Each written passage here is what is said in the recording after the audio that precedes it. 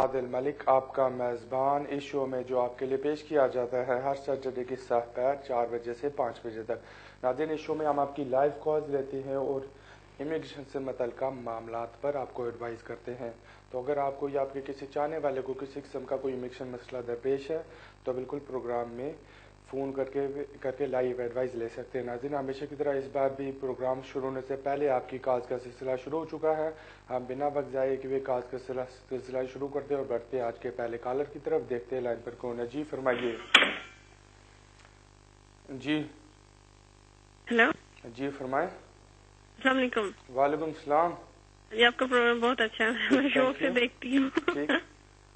जी अभी आपका जी, सवाल मैंने क्या ये है? कहना था कि मैंने केस किए तो मुझे लगता है 8 साल हो गए था। 8 सालों में मेरा हालात 3-4 दफा ना उन्होंने रिफ्यूज कर दिया था। तो अब जब किया तो हमने डिविजन रिव्यू में भेज दिया था।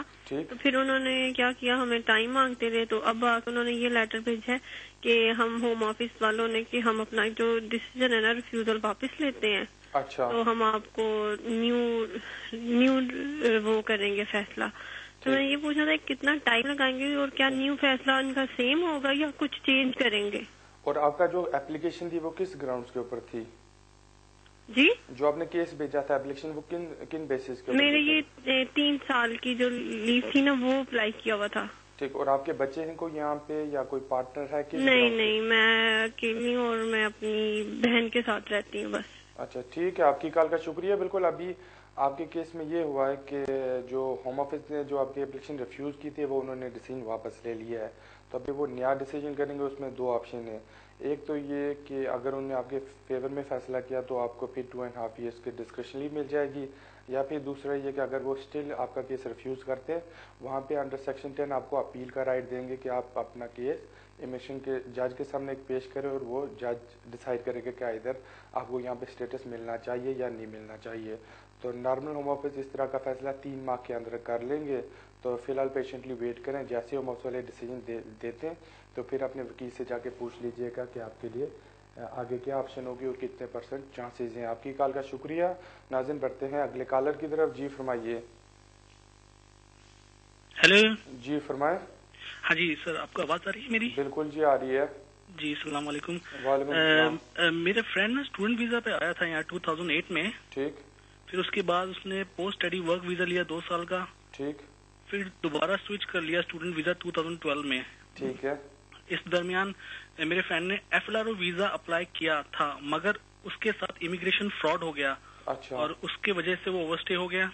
ठीक जी, तो मेरा पहला सवाल है कि ओवरस्टे का पासपोर्ट होम ऑफिस अपने पास रखता है या नहीं? क्योंकि उसके रिफ्यूजल लेटर पे लिखा है कि discuss your case with your local enforcement office who will arrange to obtain your documents. मेरा पहला सवाल ये है। दूसरा सवाल ये है कि फर्दर सबमिशंस में उसने OISC और कोर्ट का रिजल्ट जो उसके फेवर में आया है होम ऑफिस को भेज दिया है। अच्छा, क्या चांस बनते हैं उसके वीजा मिलने का ऑन कंपैशनेट या डिस्क्रिशनरी ग्राउंड्स पे, क्योंकि वो विक्टिम है? और लगभग रिजल्ट कब तक आ जाता है होम ऑफिस से? 5 महीने तो हो गए डाले हुए केस फॉर द सबमिशंस। ठीक ठीक है, आपकी कॉल का शुक्रिया। बिल्कुल, जहाँ तक उनके पासपोर्ट का ताल्लुक है तो बुनियादी तौर पे पासपोर्ट होम ऑफिस वाले अपने पास रख लेते हैं। तो क्योंकि जब इन्होंने एप्लीकेशन जमा कराई थी ये ओवरस्टे थे, तो इसी वजह से होम ऑफिस ने पासपोर्ट इनको वापस नहीं भेजा।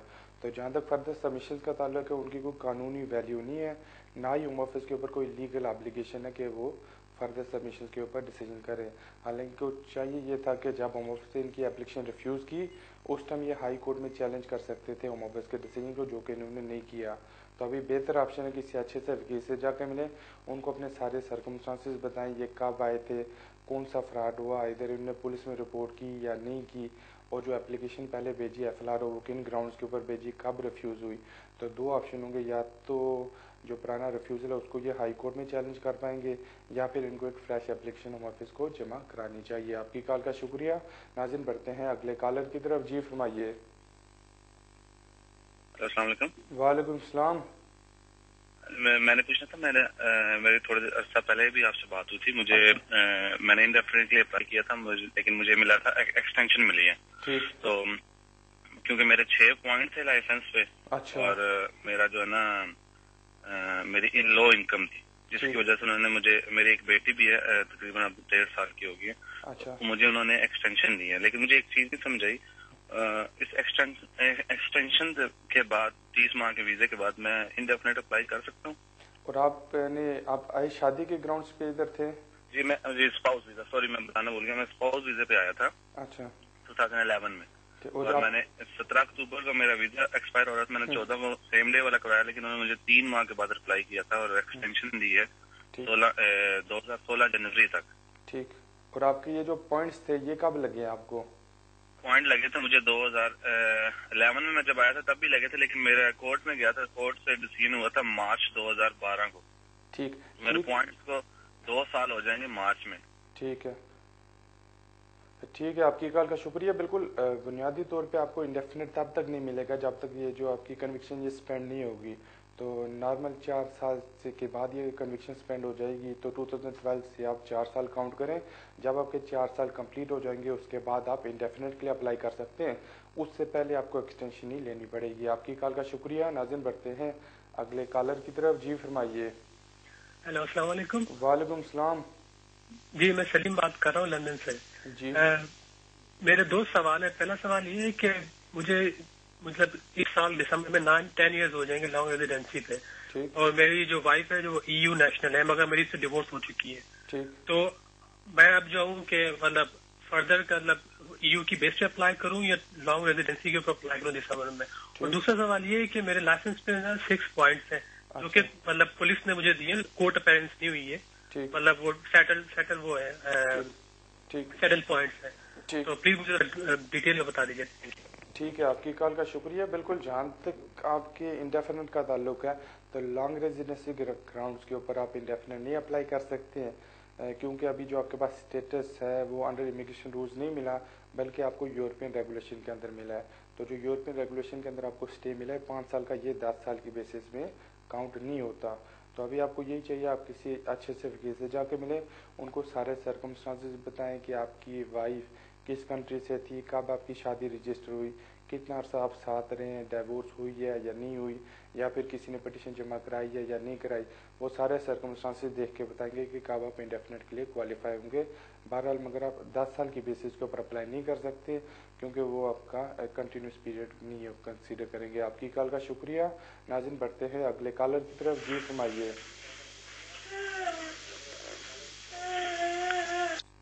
जी फरमाए। जी हेलो। जी फरमाए। हेलो सर, मैं 96 में आया था यहाँ पे। अच्छा। और मेरे को उसके बिहार पे इंडेफिनिट मिला है 14 साल लॉन्ग रेजिडेंसी पर। ठीक। और मैं इसके पूछना था कि मैं ब्रिटिश नेशनलिटी लिए कब अप्लाई कर सकता हूँ। ठीक। और second thing, British nationality apply करने के लिए कौन से डॉक्यूमेंट चाहिए होते हैं। ठीक। थैंक यू सर, यही कुछ।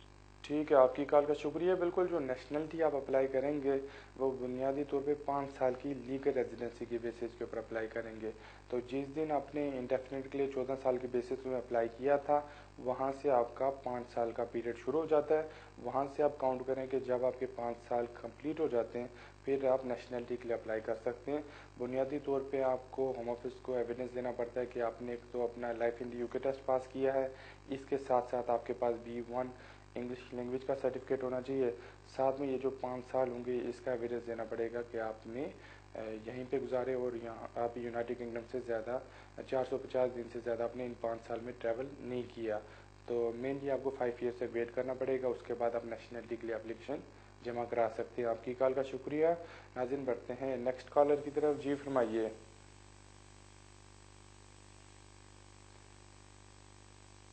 जी फरमाए।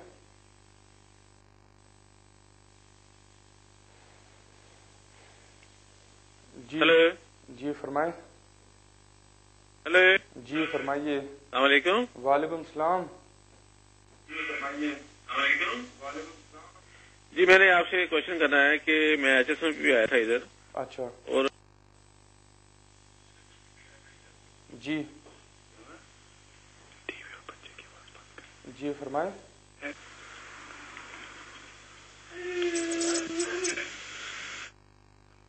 हेलो। मेरे पास। जी फरमाइए। हेलो। जी, आप अपनी टीवी की धीमी वॉल्यूम करके मुझसे बात करें। हेलो। ठीक ठीक ठीक है। हेलो हेलो जी फरमाएं। हाँ जी, मेरी आवाज आ रही है आपको? बिल्कुल जी आ रही है, आप फरमाएं। अच्छा, मैं अभी कॉल मेरी ड्रॉप हो गई थी, मैं वो बता रहा था पॉइंट्स वाली बात।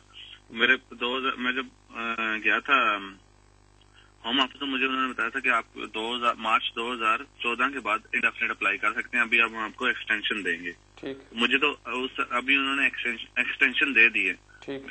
अभी प्रॉब्लम ये है कि मेरा और वाइफ का आपस में प्रॉब्लम चल रहा है। ठीक। मैंने पूछना था, अगर मेरी डिवोर्स हो जाती है ठीक, तो उसके बाद मेरा स्टेटस क्या होगा और मैं इंडेफिनिट अप्लाई कर सकता हूँ कि नहीं?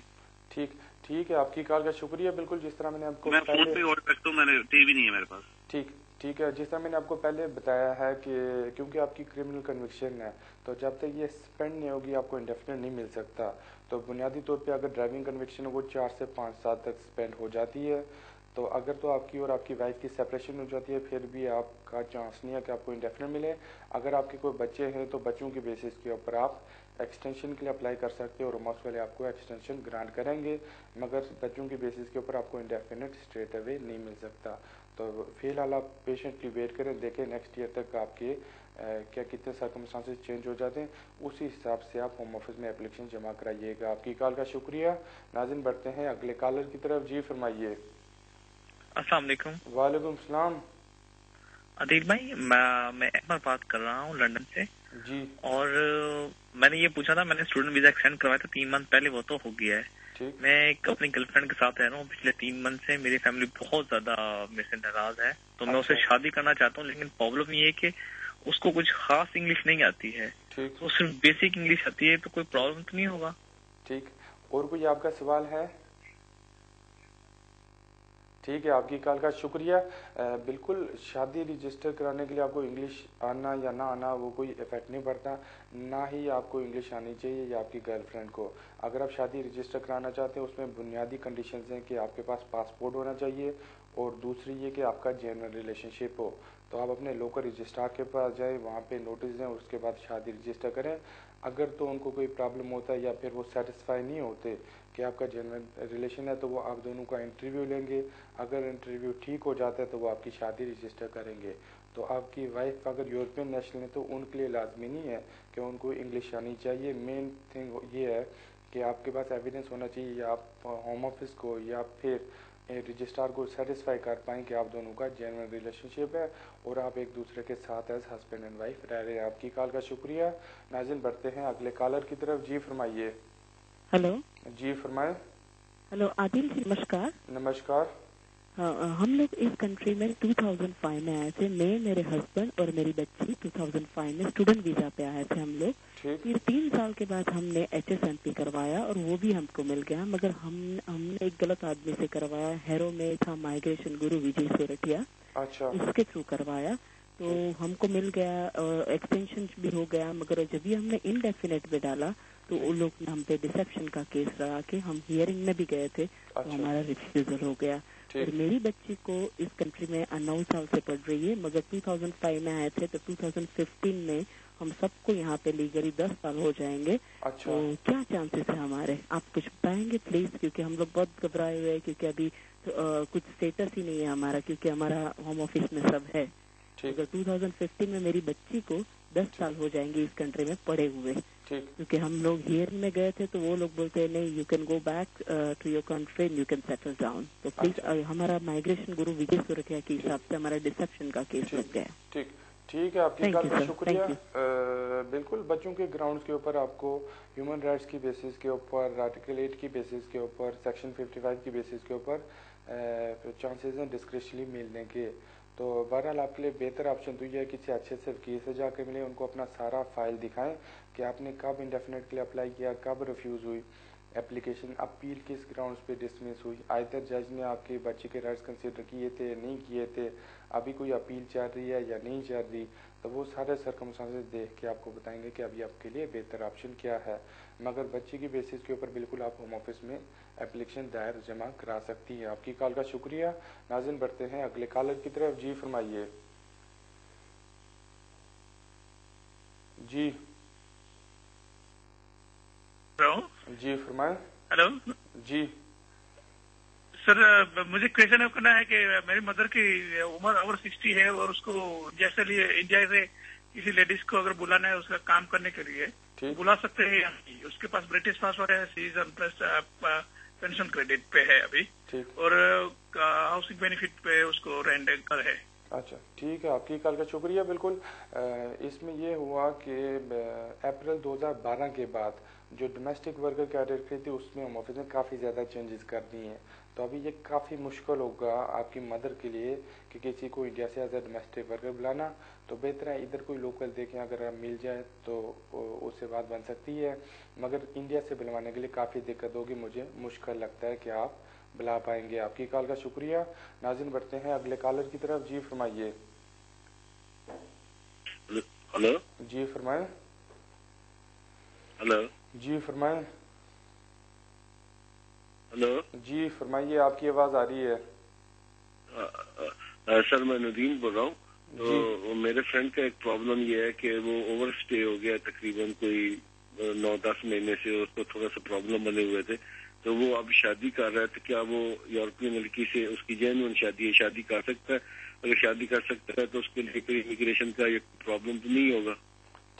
ठीक है, आपकी कॉल का शुक्रिया। बिल्कुल आपके फ्रेंड को चाहिए कि शादी करने से पहले होम ऑफिस में कोई एप्लीकेशन जमा कराए, कोई एप्लीकेशन दायर कराए, क्योंकि अगर वो स्ट्रेट अवे रजिस्ट्रार के पास जाते हैं वहाँ पे इमिग्रेशन आके उसको डिटेन कर सकते हैं, अरेस्ट कर सकते हैं, क्योंकि अभी उसके पास कोई लीगल बेसिस नहीं है कि जिस बेस पे वो यहाँ पे रह रहा है। तो पहले कोई एप्लीकेशन अपनी लगाए, उसके बाद शादी रजिस्टर करे, फिर जाके शादी के बेसिस पे इसको स्टे मिलेगा। तो किसी अच्छे से वकील से जाके सलाह मशवरा करे, वो इसको पूरा रूट बताएंगे कि किस रूट को फॉलो करेगा तो यहाँ पे इसको स्टे मिल सकता है। आपकी कॉल का शुक्रिया। नाज़रीन बढ़ते हैं अगले कॉलर की तरफ। जी फरमाइए।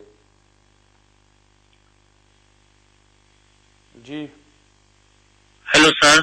जी फरमाएं।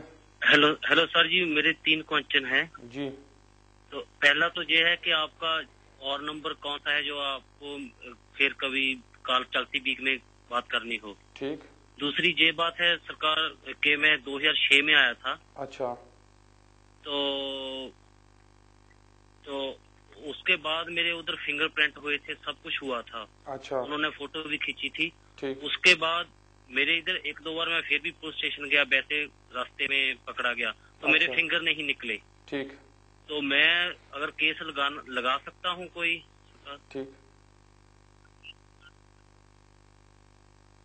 ठीक है, आपकी कॉल का शुक्रिया। बिल्कुल, जहाँ तक नंबर का ताल्लुक है, आप प्रोग्राम ख़त्म होने पे इसी नंबर पे फ़ोन कीजिएगा, वो आपको नंबर दफ्तर का दे देंगे। जहाँ तक आपके केस का ताल्लुक है, तो क्योंकि आपने असाइलम नहीं क्लेम की थी, अगर तो आप असाइलम क्लेम करते मार्च 2007 से पहले, फिर आप लेगेसी में एप्लीकेशन करा सकते थे। क्योंकि आपने असाइलम नहीं मांगा तो लेगेसी में आप आते नहीं हैं, मगर ह्यूमन राइट्स की बेसिस के ऊपर आप एप्लीकेशन जमा करा सकते हैं। किसी अच्छे से वकील से जाके मिले, उनको सारे सर्कमस्टांसेस बताएं कि यहाँ पे आपने किस हद तक अपनी लाइफ इस्टेब्लिश कर दी है, इधर आपके नाम पे कोई बिल वगैरह, बैंक स्टेटमेंट वगैरह है नहीं है, किसी के साथ कोई रिलेशनशिप है नहीं है, यहाँ पे कोई आपका फैमिली मेम्बर है या नहीं है। वो सारे सर्कमस्टांसेस देख के आपको बताएंगे कि कितने % चांसेस हैं कि ह्यूमन राइट्स के ऊपर यहाँ पे आपको स्टे मिले। आपकी कॉल का शुक्रिया।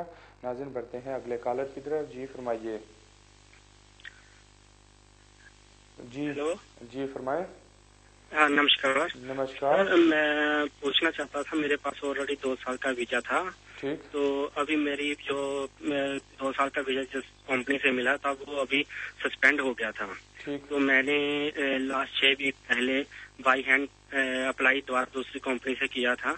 अच्छा। तो बाई हैंड जाके उन्होंने फिंगर वगैरह सब कुछ ले लिया है, अभी कोई उसने डिसीजन नहीं दिया कोई अभी तक। बाई हैंड ही किया था मैंने, बाई हैंड प्रीमियम एप्लीकेशन दी थी। ठीक। तो कोई अभी तक कोई डिसीजन 6 वीक हो गया है। अच्छा। तो हमें क्या करना चाहिए? फोन करना चाहिए उसे, क्या नहीं करना चाहिए? ठीक है, आपकी कॉल का शुक्रिया। बिल्कुल, बाज़ औक़ात होम ऑफिस वाले इस तरह के केसेस को होल्ड पे रख लेते हैं। तो क्योंकि अभी आपने 6 वीक पहले ये एप्लीकेशन जमा कराया है, तो मेरा मशवरा है 8 वीक्स तक वेट करें। अगर 8 वीक्स तक होम ऑफिस से कोई रिस्पांस नहीं आता, फिर उनको आप फ़ोन कर सकते हैं या फिर चिट्ठी रिमाइंडर लिख सकते हैं, वो आपको बताएंगे कि डिले किस लिए है। तो फिलहाल आपको कोई फिक्र करने वाली बात नहीं है, क्योंकि एप्लीकेशन उन्होंने एक्सेप्ट कर ली है। वो डिसीजन करेंगे तो 2 ही ऑप्शन होंगे। एक तो ये कि अगर उन्होंने आपको वर्क परमिट दे दिया तो 3 साल का आपको वीज़ा देंगे, अगर रिफ्यूज़ किया तो वो आपको रिफ्यूज़ल नोटिस इशू करेंगे, उसमें बताएंगे कि किन ग्राउंड्स के ऊपर आपकी एप्लीकेशन वो रिफ्यूज़ कर रहे हैं, और वहाँ पे आपके पास अपील का भी राइट होगा। आपकी कॉल का शुक्रिया। नाज़रीन, यहाँ पे वक्त हुआ चलता है एक छोटी सी ब्रेक का। आप टीवी देखते रहिएगा, चंद ही लम्हों में फिर हाजिर होते हैं। Welcome back to the show. नाज़रीन, हम काज का सिलसिला वहीं से शुरू करते हैं जहाँ पर ब्रेक से पहले रोका था। देखते हैं लाइन पर कौन है। जी फरमाइए। वालेकुम सलाम। Yeah, I just wanted to ask, basically my husband's come down as a spouse visa. Okay. Basically his visa expires in January 2015. I wanted to know what we have to do.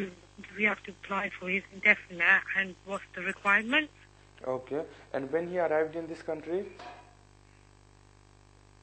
He arrived in 2012. Which month? October. October, that's fine. Thank you for your call. Well, this year October, if he want, he may wish to apply for indefinite.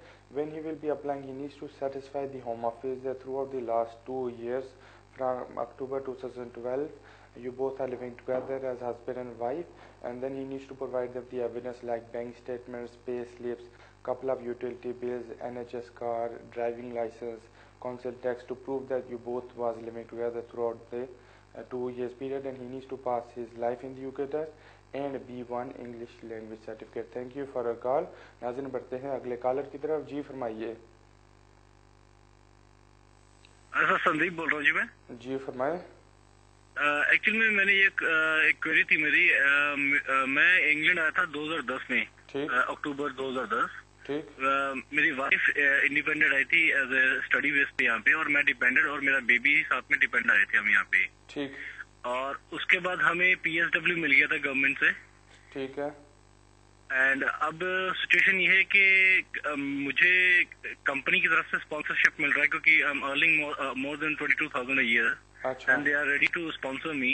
ठीक। But मेरी बात हुई थी solicitors के साथ, किसी के साथ, एंड दे सेड आप डिपेंडेंट वीजा पे हैं और you can't apply from here, from the UK, you need to go back to your country.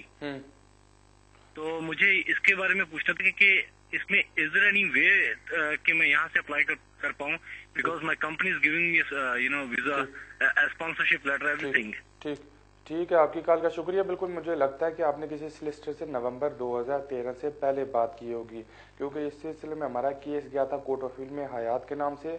उसके बाद यहाँ से डिपेंडेंट स्विच कर सकते हैं मेन कैटेगरी में, और मेन एप्लीकेंट स्विच कर सकते हैं डिपेंडेंट में। तो अगर आपकी कंपनी आपको स्पॉन्सर कर रही है, बिल्कुल आप यहाँ से अप्लाई कर सकते हैं, और आपकी जो फैमिली है वो यहीं से स्विच कर लेगी आपके डिपेंडेंट वीज़े के ऊपर। बेहतर है किसी अच्छे से वकील से सलाह लें, वो आपको फिर बताएंगे कि कब से ये रूल्स चेंज हुए और आप को कौन कौन से डॉक्यूमेंट्स चाहिए जिससे आप एप्लीकेशन होम ऑफिस में दायर करें। आपकी कॉल का शुक्रिया। नाज़रीन, बढ़ते हैं अगले कॉलर की तरफ। जी फरमाइए। जी हेलो जी सर, अस्सलाम वालेकुम। वालेकुम सलाम। जी सर, लंदन से उस्मान बात कर रहा हूँ। सर मेरा कजन है, उसने पाकिस्तान से अप्लाई किया था एज ए स्टूडेंट। अच्छा। तो उन्होंने रिफ्यूज कर दिया अंडर 245ZV के। ठीक। तो सर ये हम इधर के we are not certified, you are a genuine student, this and that, और ये कोर्स पाकिस्तान में भी अवेलेबल है, so why you want to go to UK। और सेकंड थिंग के एकेडमिक फैसिलिटीज जो आपने कॉलेज के बारे में आप प्रॉपर्ली नहीं बता सके, तो सर इसके अगेंस्ट हम अपील कर सकते हैं इधर UK में? ठीक है, आपकी कॉल का शुक्रिया। बिल्कुल, बेशुमार स्टूडेंट्स को यही प्रॉब्लम फेस हो रहा है। अगर कोई पाकिस्तान, इंडिया, नेपाल, बांग्लादेश से अप्लाई कर रहे हैं, उनको पॉइंट्स सारे के सारे मिल जाते हैं, मगर जब वो इंटरव्यू पे जाते हैं तो होम ऑफिस वाले कहते हैं कि भाई हम सेटिस्फाई नहीं है कि आप जेन्युइन स्टूडेंट हैं, तो सिर्फ इस ग्राउंड्स के ऊपर एप्लीकेशन रिफ्यूज़ कर देते हैं। अब जब एप्लीकेशन रिफ्यूज़ करते हैं, वहाँ पे अपील का राइट नहीं हो सकता। अंडर सेक्शन 82 वो अपील नहीं कर सकते, मगर 2 ऑप्शन हो सकते हैं। एक तो ये कि एडमिनिस्ट्रेटिव रिव्यू के लिए अप्लाई करें। अगर एडमिनिस्ट्रेटिव रिव्यू के लिए अप्लाई करते हैं तो होम ऑफिस ही दोबारा केस कंसीडर करता है, या फिर सेकंड ऑप्शन होती है कि जुडिशियल रिव्यू के लिए अप्लाई करें। अगर जुडिशियल रिव्यू के लिए अप्लाई करते हैं तो फिर कोर्ट मैटर कंसीडर करता है। तो मेरा आपको ये मशवरा किसी अच्छे से वकील से जाके मिलें और इस मैटर को हाई कोर्ट में चैलेंज कर दें बाय जुडिशियल रिव्यू। वहाँ पे जाके चांसेस होंगे कि कोर्ट ये डिसीजन ओवरटर्न करे और उनको वहाँ से स्टूडेंट वीज़ा मिले। आपकी कॉल का शुक्रिया। नाज़रीन बढ़ते हैं अगले कॉलर की तरफ। जी फरमाइए। जी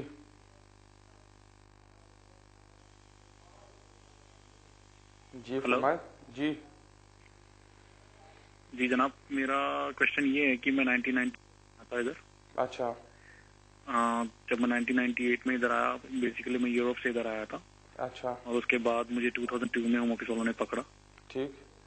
उसके बाद जो है ना मुझे रिपोर्टिंग पे डाल दिया था लोगों ने, मैं रिपोर्ट करता रहा हूँ 2007 तक। ठीक। 2007 में मेरी तबीयत खराब हो गई तो मैंने खुद जाके उनको बता दिया कि मैं बाकी रिपोर्ट नहीं कर सकता, कि बार बार जाके रिपोर्ट करना होता था और इट वाज लाइक दूर था बहुत मेरे से जाने के लिए, मेरे को जहाँ पे मैं रहता था। अच्छा। तो मेडिकल कंडीशन में मैंने जाके बता दिया था मैं आ नहीं सकता रिपोर्ट करने के लिए। ठीक। तो उसके बाद जो है ना उन्होंने बोला ठीक है जब आप ठीक हो जाओ तो मेडिकल लेटर लेकर आ जाओ रिपोर्ट करने के लिए। फिर मैं उसके बाद गया ही नहीं हूँ। ठीक है, तो मैंने करना क्या है मुझे कुछ समझ नहीं आ रहा, मैं इतना कंफ्यूज हुआ। ठीक। और आपने 2002 में 3 में असाइलम क्लेम की थी कि नहीं की थी? असाइलम क्लेम की थी, लोगों ने फिंगरप्रिंट करके छोड़ दिया था ना मेरे को। ठीक ठीक ठीक है। आपकी कॉल का शुक्रिया। बिल्कुल आपको चाहिए कि आप किसी अच्छे से केस से जाके मिलें, देखें कि आपकी एप्लीकेशन कोई लेगेसी में बनती है या नहीं बनती।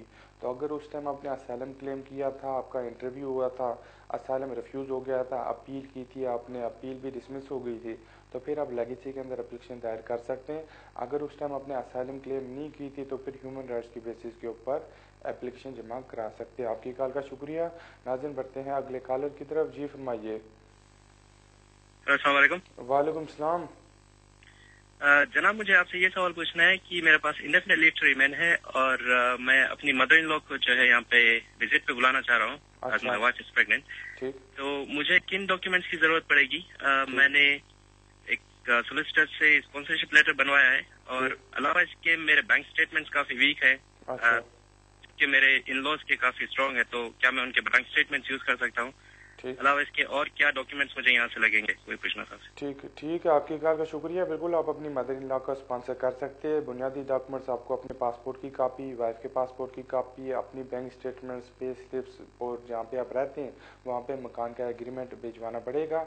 इंडिया से आपकी जो मदर इन लॉ है वो जब एप्लीकेशन जमा कराएंगी तो जितने उनके एसेट्स हैं वो सारे के सारे जमा कराएं। जिस तरह कोई पेंशन आती है वो जमा करा सकते हैं, अपनी बैंक स्टेटमेंट जमा करा सकते हैं, कोई फिक्स डिपॉजिट है वो जमा करा सकते हैं, इन लॉज की स्टेटमेंट्स वगैरह जमा करा सकते हैं। तो ये सारे डॉक्यूमेंट्स के साथ वो एप्लीकेशन जमा कराए। अगर तो एप्लीकेशन सक्सेसफुल होती है तो उनको 6 माह का विजिट वीजा मिलेगा। आपकी कॉल का शुक्रिया। नाज़रीन बढ़ते हैं अगले कॉलर की तरफ। जी फरमाइए। वालेकुम सलाम। जी वालेकुम सलाम। वालेकुम सलाम।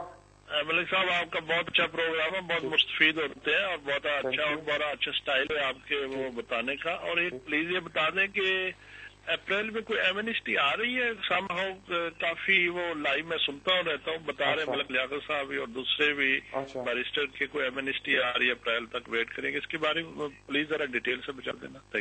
ठीक है। आपकी कॉल का शुक्रिया। बिल्कुल हमेशा से एमनेस्टीज, कोई पॉलिसी स्कीम्स आती रहती हैं। अप्रैल तो नेक्स्ट मंथ है, अभी तक कोई गवर्नमेंट ने प्रपोजल नहीं किया तो काफ़ी लेस चांसेस हैं कि नेक्स्ट मंथ कोई स्कीम आए।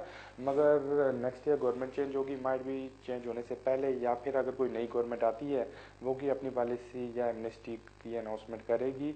जैसे कोई अनाउंसमेंट होती है मेरा प्रोग्राम देखते रहिएगा, मैं आपको प्रोग्राम में अपडेट करूंगा। और इसके साथ साथ ये भी मैं बताता चलूँ कि एमनेस्टी से, पॉलिसी से, लेगेसी से उन्हीं लोगों को फ़ायदा होता है जिनका कोई पहले केस लगा होता है या फिर जिनके केसेस ऑनगोइंग होते हैं। अगर कभी किसी ने कोई क्लेम नहीं किया, कभी कोई केस नहीं लगाया तो उसको लेगेसी से, पॉलिसी, एमनेस्टी से कोई फ़ायदा नहीं होगा। तो सारों को यही मशवरा है कि कोशिश करें कि जितना अर्सा यहाँ पे लीगल रह सके रहें और कोशिश करें वो अपना स्टे जितने जल्दी रेगुलाइज करा सकते हैं करें। आपकी कॉल का शुक्रिया। नाज़रीन बढ़ते हैं अगले कॉलर की तरफ। जी फरमाइए। अस्सलाम वालेकुम। वालेकुम सलाम।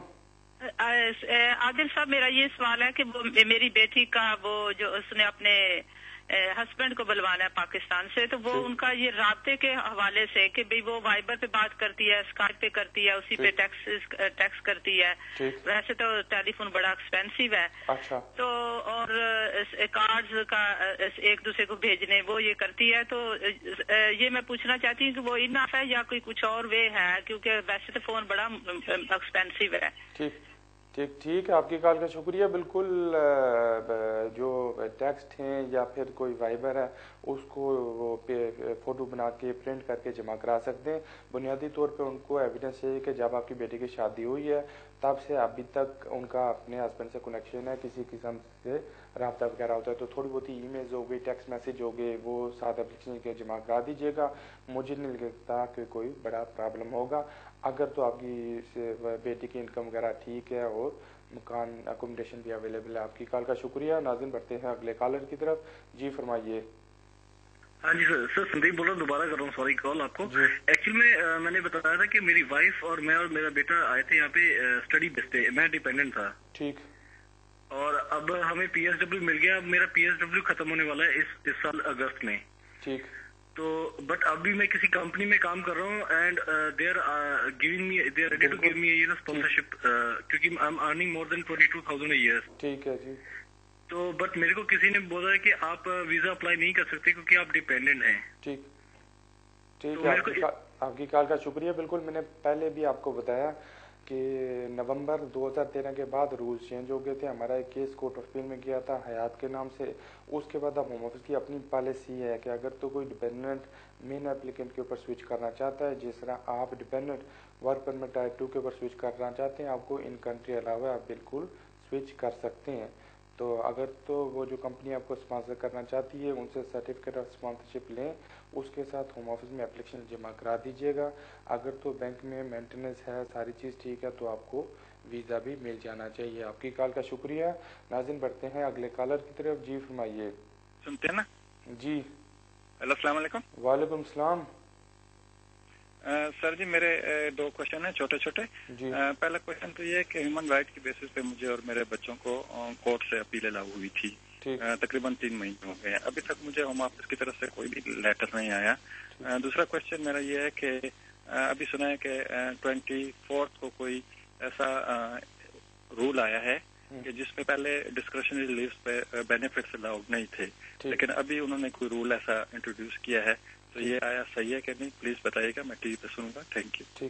ठीक है। आपकी कॉल का शुक्रिया। बिल्कुल जहाँ तक आपके अपने केस का ताल्लुक है तो बेहतर है जो होम ऑफिस प्रेजेंटिंग यूनिट है उनको आप चिट्ठी लिखें, उनको बताएं कि आपकी अपील अलाउ हो गई थी और उनसे रिक्वेस्ट करें कि जो जज का डिसीजन है वो इम्प्लीमेंट करके आपको 2.5 ईयर्स के डिस्क्रिशनरी इशू करें। तो उनको जब चिट्ठी भेजेंगे तो उसके बाद वो आपके पेपर वगैरह खोल के आपके केस के ऊपर डिसीजन करेंगे।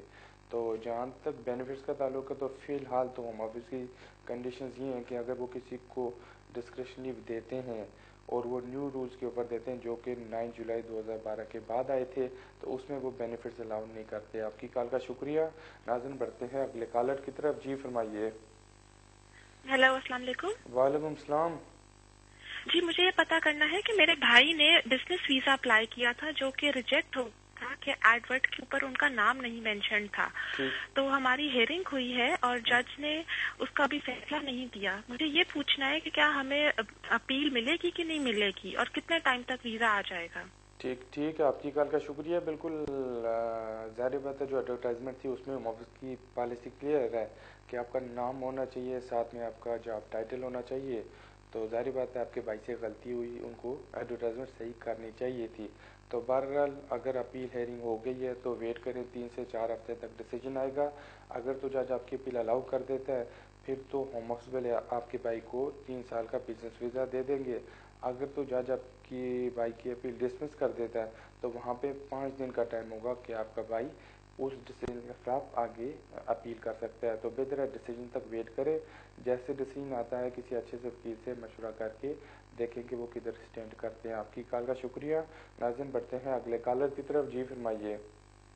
हेलो अस्सलाम वालेकुम। वालेकुम सलाम। जी मुझे ये क्वेश्चन करना है कि मैं यहाँ पे HSMP वीजा पे हूँ और मेरा बेटा 6 मंथ्स का है और मुझे पाकिस्तान जाना पड़ा है। तो अभी उसका पासपोर्ट नहीं बना है। तो क्या कोई ऐसी सूरत हो सकती है कि मैं वो अगर मैं पाकिस्तान इमरजेंसी जाना चाह रही हूँ तो वो मेरे साथ जा सकता हूँ? क्या इसका प्रोसीजर वगैरह होगा क्योंकि अभी उसका पासपोर्ट नहीं है। ठीक है। आपकी कॉल का शुक्रिया। बिल्कुल पासपोर्ट के अलावा यहाँ से बच्चा आपका ट्रैवल नहीं कर सकता। तो अगर आपको बहुत ही ज़्यादा इमरजेंसी है तो पाकिस्तान हाई कमीशन से कांटेक्ट करें, उनको कहें कि आपके बेटे को ट्रैवल डॉक्यूमेंट तैयार कर दें। तो ट्रैवल डॉक्यूमेंट के ऊपर भी बेटा ट्रैवल कर सकता है और पाकिस्तान से उसका भी डिपेंडेंट वीज़ा आप ले लीजिएगा। आपकी कॉल का शुक्रिया। नाज़रीन बढ़ते हैं अगले कॉलर की तरफ। जी फरमाइए। सलाम आदिल भाई, मैं फारूक बात कर रहा हूँ। मुझे 2 सवाल करने हैं अपने दोस्त के लिए। जी। पहला सवाल तो ये है कि अगर एंटरप्रेन्योर वीजा की अपील रिजेक्ट हो जाए तो उसके बाद दोबारा अपील के बाद दोबारा एंटरप्रेन्योर वीजा दोबारा अप्लाई कर सकते हैं अपील रिजेक्ट होने का एंटरप्रेन्योर वीजा की। और दूसरा सवाल मेरा ये था कि अगर अपील रिजेक्ट हुए एंटरप्रेन्योर वीजा की तो उसके बाद कितने दिन का वो चांस देते हैं कि हाई कोर्ट में अपील कर सकें हाई कोर्ट में, या और अगर हाई कोर्ट में भी अपील रिजेक्ट हो जाए तो उसके बाद कोई ऑप्शन होता है या उसके बाद फिर वापस जाना पड़ता है? ठीक है, आपकी कॉल का शुक्रिया। बिल्कुल, अगर तो अपील डिसमिस हो जाती है तो वहाँ से 5 दिन का टाइम होता है कि वो आगे अपर ट्रिब्यूनल में परमिशन के लिए अप्लाई कर दे। अगर अपर ट्रिब्यूनल परमिशन भी रिफ्यूज़ कर दे, वहाँ से फिर 16 डेज़ का टाइम होता है कि हाई कोर्ट में जुडिशल रिव्यू के लिए अप्लाई करें। तो अगर जुडिशल रिव्यू भी रिफ्यूज़ हो जाए तो डिपेंड करता है जज के डिसीजन के ऊपर।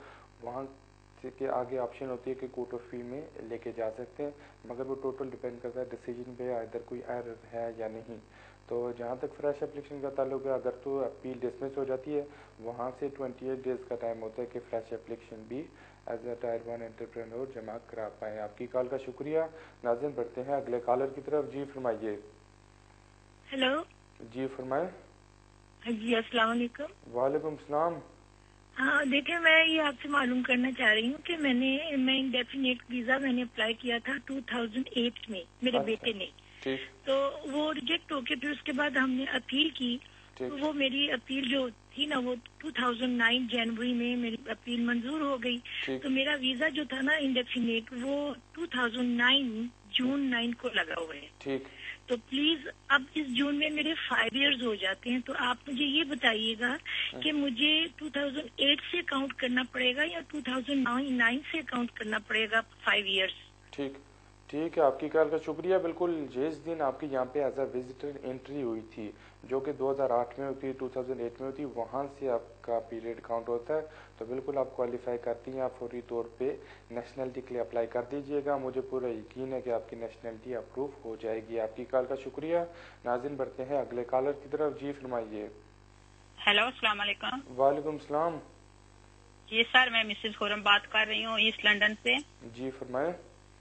जी सर, मेरे आपसे 2 सवाल हैं। मेरा पहला सवाल ये है कि मेरे हस्बैंड पाकिस्तान से एज अ स्टूडेंट आए थे और हमने इधर शादी की है। और अब मैं फुल टाइम वर्क कर रही हूँ और हमने ना नेक्स्ट मंथ स्पोर्ट्स वीजे के लिए एप्लीकेशन डालनी है। मैंने आपसे ये पूछना था कि 6 मंथ की पे स्लिप और स्टेटमेंट के साथ हमें और कौन कौन सा पेपर लगाना पड़ेगा। और मेरा दूसरा सवाल ये है कि हम किसी रीजन की वजह से हमारी पूरे 6 मंथ की स्टेटमेंट नहीं बन सकी, ओनली 5 मंथ की बनी है, तो क्या होम ऑफिस हमारी 5 मंथ की स्टेटमेंट एक्सेप्ट कर लेगा? ठीक है, आपकी कॉल का शुक्रिया। बिल्कुल, स्पाउस वीजा के लिए बुनियादी रिक्वायरमेंट 6 मंथ की है। तो अगर आपके हस्बैंड का वीजा खत्म हो रहा है और आपके पास सिर्फ 5 मंथ की स्टेटमेंट हुई है, तो फिर मेरा यही मशवरा है कि आप एप्लीकेशन जमा करा दीजिएगा। जिस दिन आपके 6 मंथ्स की स्टेटमेंट आपके पास आती है, पे स्लिप आती है, तो फौरी तौर पे होम ऑफिस को भिजवा दीजिएगा। तो बुनियादी तौर पे जो डॉक्यूमेंट्स आपको एप्लीकेशन के साथ जमा कराने पड़ते हैं, उसमें आपकी 6 मंथ्स की पे स्लिप होती है, 6 मंथ्स की बैंक स्टेटमेंट, फिर आपका P60 होता है, फिर कॉन्ट्रैक्ट ऑफ एम्प्लॉयमेंट, साथ में एम्प्लॉयर की तरफ से कंफर्मेशन लेटर। ये जो 5 एविडेंस है ये तो आपको भेजने पड़ेंगे फाइनेंशियल जो रिक्वायरमेंट है वो सेटिस्फाई करने के लिए। इसके अलावा आपको मैरिज सर्टिफिकेट भेजना पड़ेगा, साथ में आपके हस्बैंड की बैंक स्टेटमेंट, फिर थोड़े बहुत वेडिंग फोटोग्राफ्स, और जहाँ पे आप रहते हैं वहाँ पे मकान का एग्रीमेंट। इसके अलावा अगर आप और आपके हस्बैंड के नाम पे कोई बिल वगैरह आता हो तो वो भी एप्लीकेशन के साथ लगा दीजिएगा। आपकी कॉल का शुक्रिया। नाज़रीन बढ़ते हैं अगले कॉलर की तरफ। जी फरमाइए। हेलो, अस्सलाम वालेकुम। वालेकुम सलाम। जी, मैंने ये पूछना था कि जो मैं पाकिस्तान से जब आई थी तो उस वक्त मैंने टॉइक वालों का कोर्स किया था, तो मुझे ये बता दे कि B1 की जगह वो चल जाएगा। और दूसरा मैंने ये पूछना था कि इंडेफिनिट के लिए जो लोग पुराने रूलों में आते हैं उनको कौन सा फॉर्म फिल करना पड़ेगा, तो प्लीज ये लाजमी बता दें मुझे। ये लाजमी बताएं कि जो टॉइक वालों का कोर्स है वो चल जाएगा या नहीं। ठीक है, आपकी कॉल का शुक्रिया। बिल्कुल, मुझे लगता है कि आप पाकिस्तान से स्पाउस के ऊपर आई थी, तो स्पाउस के लिए जो इंग्लिश की रिक्वायरमेंट है वो लो है, वो A1 लेवल है। जब आप इंडेफिनेट के लिए अप्लाई करेंगे तो आपको B1 लेवल का लैंग्वेज की सर्टिफिकेट चाहिए, तो वो नहीं चलेगा, आपको यहाँ पे नया एक एग्ज़ाम देना पड़ेगा। अब वो IELTS दे सकती हैं, ESOL दे सकती हैं, TOEIC दे सकती हैं, पर्सन दे सकती हैं। वो किसी लोकल इंग्लिश ट्रेनिंग कॉलेज में जाएं, वो आपको बताएंगे कि कौन सा एग्ज़ाम आपके लिए बेहतर है और किस एग्ज़ाम में आपको सर्टिफिकेट जल्दी मिलेगा। तो इसके अलावा आपको लाइफ इन व्यू का टेस्ट भी चाहिए होगा। और अगर आप इंडेफिनेट के लिए अप्लाई करती हैं तो जो फॉर्म आपको फिल करके भेजना है वो सेट एम फॉर्म है। आपकी कॉल का शुक्रिया। नाज़रीन बढ़ते हैं अगले कॉलर की तरफ। जी फरमाइए। हेलो जी फरमाए। जी मेरा सवाल है कि मेरी पार्टनर है, उसके साथ मेरा बेबी है जिसका पासपोर्ट बन गया, वो ब्रिटिश है, ठीक, और लेकिन मेरी उससे रजिस्टर्ड मैरिज नहीं हुई है और वो जो बेनिफिट ले रही है, ठीक, और मेरा जो वीजा है वो एक्सपायर हो रहा है मई के अंदर, ठीक। तो वो मेरी पार्टनर है सिर्फ, और मतलब शादी हुई है, तो मैं बच्चे के बेस के ऊपर कोई किसी तरीके से अप्लाई कर सकता हूँ। पर अभी आपका वीजा कौन सा है? स्टूडेंट वीजा है कौन सा?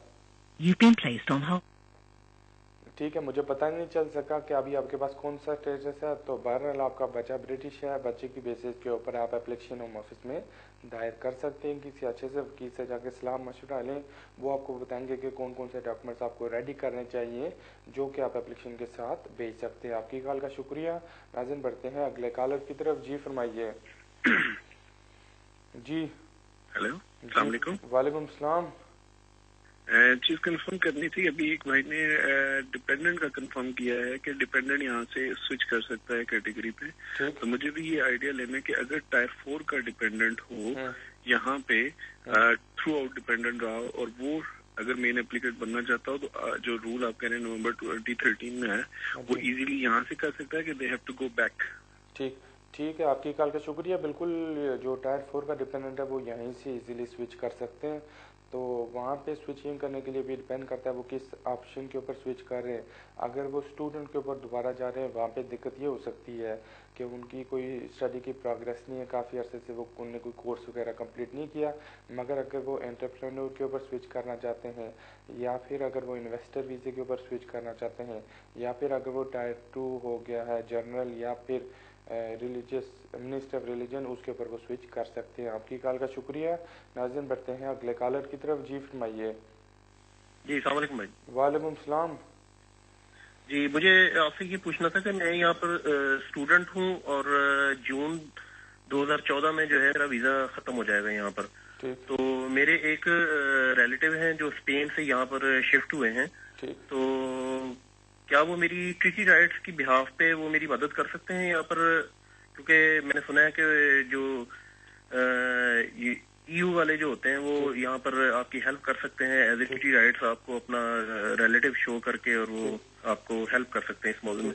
तो उसमें मुझे क्या क्या डॉक्यूमेंट रिक्वायर्ड होंगे और यानी कि उसमें थोड़ी सा मुझे इसकी तफसील बता दीजिएगा प्लीज। Thank you. ठीक है, आपकी कॉल का शुक्रिया। बिल्कुल, आप as an extended family member of European national apply कर सकते हैं, मगर चांसेस इसमें कम होते हैं। 100% चांसेस नहीं होते कि आपको वीज़ा मिले। तो ज़्यादा अच्छा चांस होता है अगर कोई यूरोपियन नेशनल आपका इमीडिएट फैमिली मेंबर हो। उससे मुराद अगर किसी के साथ आपकी शादी हो जाए या फिर कोई बहन भाई या मदर फादर, तो उसमें फिर आपको स्टेटस मिलने के ज़्यादा अच्छे चांसेस होते हैं। तो इस तरह अगर कोई वैसे कज़न आया है यहाँ पे रह रहा है, उस बेसिस पे अप्लाई करके वीज़ा मिलने के चांसेस नहीं होते। आपकी कॉल का शुक्रिया। नाज़रीन बढ़ते हैं अगले कॉलर की तरफ। जी फरमाइए। हेलो, जी फरमाए। मालिक साहब, मेरा दोस्त है, उसके पास ब्रिटिश नेशनल है और वो पाकिस्तान गए हुए हैं। उनकी बेटी है 6 मंथ की, वहाँ पाकिस्तान में पैदा हुई है उनकी। अब उनको ब्रिटिश पासपोर्ट अप्लाई करना है, ठीक, तो वो कर सकते हैं? ठीक, बिल्कुल जी कर सकते हैं। उनको चाहिए ये कि ब्रिटिश हाई कमीशन पाकिस्तान में कांटेक्ट करें और वहाँ पे बच्चे के ब्रिटिश पासपोर्ट के लिए एप्लीकेशन जमा करा दें।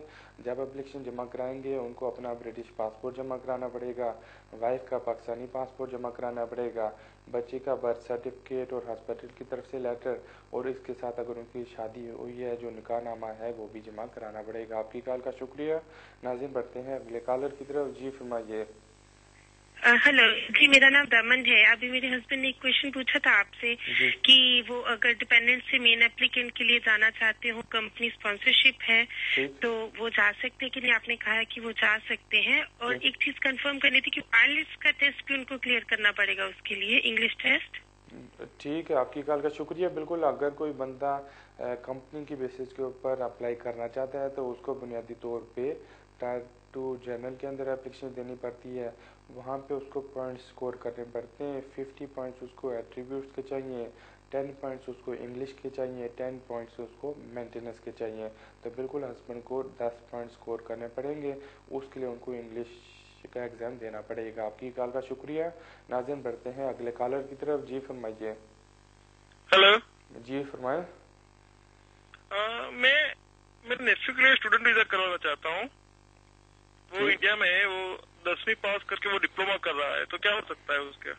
ठीक है, आपकी कॉल का शुक्रिया। बिल्कुल आप उसको स्टूडेंट पे यहाँ पे बुला सकते हैं। उसको चाहिए कि वो यहाँ पे किसी यूनिवर्सिटी या कॉलेज से कांटेक्ट करें, उनको अपने सारे एजुकेशन सर्टिफिकेट्स मुहैया करें।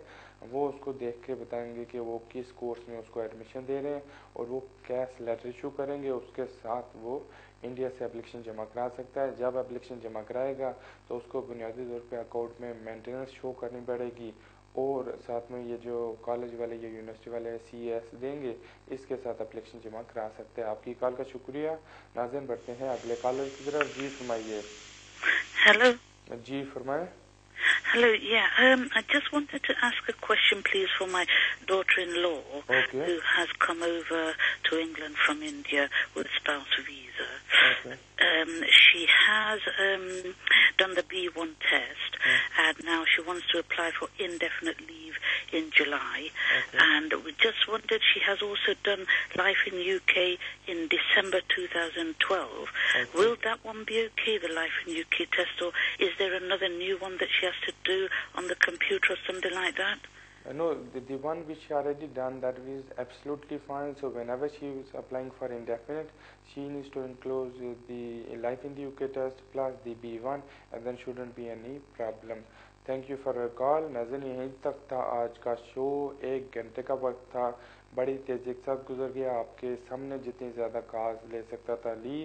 फिर भी अगर किसी की कॉल ना मिल पाई हो तो अगले हफ्ते अगले सैटरडे 4 बजे फिर यहीं पर होऊंगा। तब तक के लिए मुझे इजाज़त दीजिए। रब रखा।